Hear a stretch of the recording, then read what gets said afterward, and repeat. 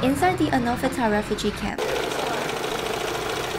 residents are working, turning tents where refugees once lived into products to sell, and earning money in the process. The camp is housed in an old factory, located about an hour north of Athens. It's home to the forgotten refugees. Most are fleeing Afghanistan. Others come from Pakistan and Iran. But there are no Syrians here. The refugees most often connected to this crisis, and the ones given priority because of the civil war in Syria. They're all running from the same thing. They're running from war in their own country. They're looking for safety for themselves, their families, their children. Lisa Campbell is the executive director of the nonprofit organization Do Your Part, which runs the camp.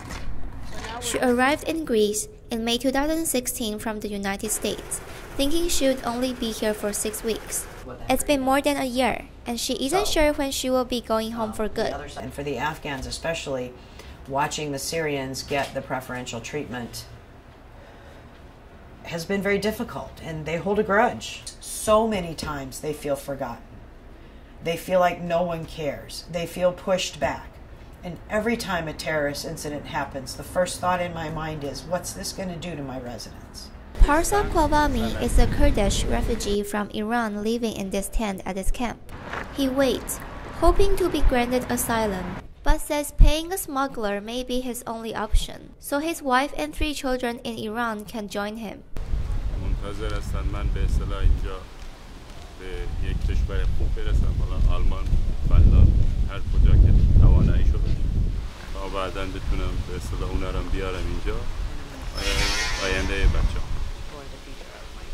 It's an all too familiar story to Campbell, who wears many hats here, from manager to mother figure. You hear their stories, you meet them, you fall in love with the people, and you realize that the job you're doing here is really important. They don't call people here refugees, they call them residents, and that's because they're trying to build a sense of community. I think what attracted us to this camp is that, the idea that you're giving residents the power to do stuff as opposed to just doing it for them. And I think that's why this camp was different for us to some of the other ones maybe. Campbell and other volunteers work tirelessly on their community.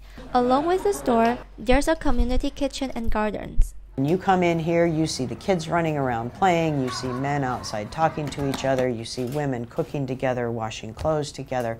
You see a community, and that's how they feel.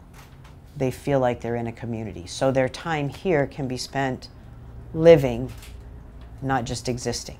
The camp is scheduled to close in December, but she's committed to the residents, no matter what, even if it's a sacrifice for her family back home.